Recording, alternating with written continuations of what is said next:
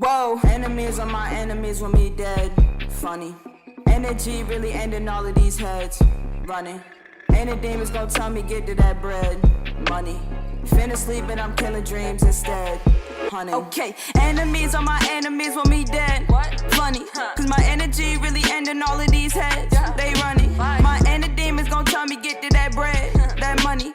They finna sleep but I'm killing dreams instead. Head hunting. I said enemies are my enemies when me dead. That's funny. Cause my energy really ending all of these heads. They running. My inner demons gonna tell me get to that bread. That money.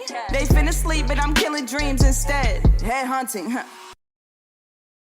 What is going on, YouTube land? I am Chris Catalunya. Before we get into this shoe review today, go ahead and check out my Instagram, Chris Catalunya with the underscore at the end. Go ahead and like, subscribe, and hit that notification bell so you know when I upload a new video. Fight that algorithm. I would greatly appreciate it. More so, I would really appreciate it if we could get this channel up to the 20,000 subscriber mark.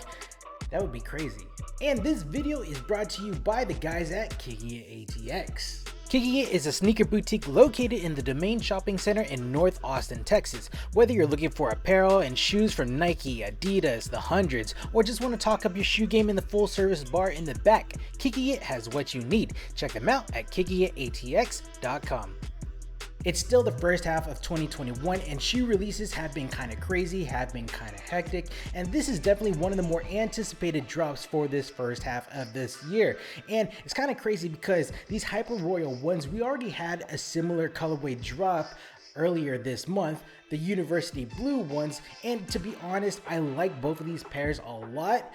If you ask me which pair I like more, going off of pictures, I definitely liked these a lot more, but having it in hand, I definitely like the Hyper Royals a lot more. Now, this wouldn't be your normal Jordan 1 release without the typical fuck shit that is associated with Jordan 1 releases, from bad release dates, quality control issues, production number issues, what type of raffle are we going to do issues, where are we going to release this, a bunch of BS. Just roll with the punches. And if you've been keeping up with the news of this shoe, you already know that this is going to be a problem to get. Retailing at $170 USD, this is pretty much releasing everywhere to every Jordan account, whether you're at the mall with your Champs, your Foot Lockers, your sneaker boutiques like Kicking It ATX. It's even releasing on the sneakers app, but you could go ahead and take your L already because it is draw format. Now, just because I said it's releasing at all these different stores doesn't mean this is going to be an easy pair to cop. It's going to be pretty limited across the board. Looking at the resale market, StockX, GOAT, SneakerCon, this is hitting anywhere between $400 and $600 USD, just dependent on the size that you need. While I can stand here, do my normal thing, give an overview of this Jordan 1 shoe, I would much rather tell you about the cons of this Hyper Royal 1, because there are cons, there are some quality control issues with this shoe that I think you need to be made aware of. And don't get me wrong, I do like this silhouette, I do like this color blocking. Let's get into it. So the suede panels all around the shoe, you'll see that is done up in this like weird bluish grayish color. The bottom layer is done in a gray hairy suede and the top layer is sprayed on with a blue ink. In mentioning that it is sprayed on, you'll see some bleeding in certain areas, like on the heel right here. I have some on the medial right here, and on the tongue right here, some bleed marks right there. And it's just, you just don't want a shoe right out of the box to have bleeding happening. It's just not a good look for you. Looking at the top right here, this woven label, you can see the reverse side appearing on the front above that Nike Air logo right there. It's just not a good look. Now the overview, those bluish gray suede panels are done at the lacing system, the toe box, the heel, and the ankle strap, which dons that Air Jordan white wings logo right here. Now I like these suede panels because there is a hint of that royal blue going on with the stitching. We have smooth white panels on the quarters of the shoe, the lateral, the medial side, as well as the vamp of the shoe with the perforated holes. And if you are asking me which white portions do I prefer more, I definitely prefer the white portions of the University Blues as opposed to the white portions on these Hyper Royal ones. That's not to say that this is a bad quality leather, I just like how plush this feels, and I think it would look a lot better on this shoe. To add a little more of that premium feel, the collar, which is below and above the ankle strap right here, this is done in like a gray flocked leather, and it matches the Nike swoosh that is donning the quarter panels on the lateral and the medial.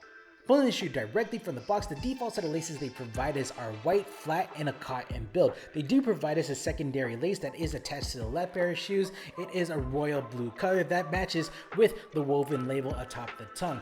But to be honest, I think I like the white set of laces as opposed to the royal sets of laces on the shoe.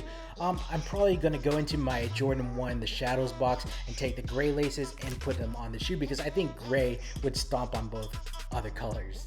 Behind those sets of laces is a lightly padded foam tongue enclosed in a white nylon fabric. Getting inside the shoe, the lining is done in this gray meshing going all around that is somewhat padded on the lateral, the medial, and at the heel. It's not that great. Removing the insole, I can't really tell if this is white or gray, but we have this fabric that is placed on a thin piece of blue foam, and then at the heel, we have that Nike Air going on that is done in a royal blue color. When it comes to Jordan sizing, stick with true to size. Typically I'm wearing a size 8.5 or a 9 US, 8.5 being my true to size. I have a little space from the top of the toe to the top of the toe box of the shoe. If you don't want to go by that method, go ahead and go to a retailer, try on a Jordan 1 low or a Jordan 1 mid that is sitting on the shelves, try it on and figure out your size there. Jordan 1 lows, mids, highs, they're all built on the same last. Comfortability, Jordan 1s aren't the most comfortable shoe on the planet. They don't offer a lot of cushioning, they don't offer a lot of support, they don't offer the pronation blocks or the arch supports. If you need all that stuff, go ahead and buy a third-party insole. I have a link in the description below, or you can put in your own orthotics and that would make it feel 100 times better than stock. The midsole of the shoe is characterized by this white blown rubber along the base of the shoe. Taking a look at the outsole of the shoe, this is done in that same blown rubber component to enable flexibility and durability. The characteristics of this shoe, you see the gray grid marking going on where you have the circles at the top, the branding smack dab in the middle, and then the grid mark at the heel of the shoe. And you can see that I've worn it a couple times already. Overall, I think this iteration of the Jordan 1 High, the Hyper Royal ones, it's a cool concept. At the $170 retail price point, it is reasonable given the materials used on this shoe, the cool color blocking going on.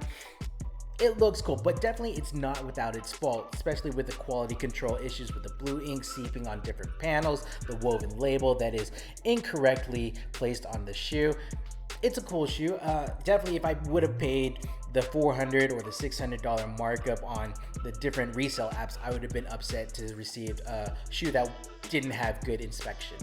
Again, in comparing the Hyper Royal ones to the University Blue ones that recently released, I definitely like the white quarter panels on the University Blue ones better than the Hyper Royal ones, but overall, I think I like the Hyper Royal ones a lot better. I definitely will probably have to waterproof this shoe.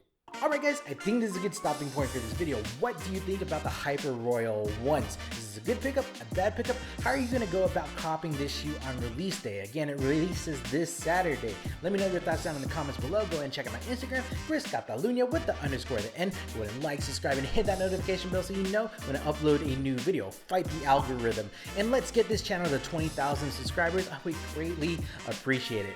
Alright guys, I'm Chris Catalunya, and we will check you next time. Cheers. See you now.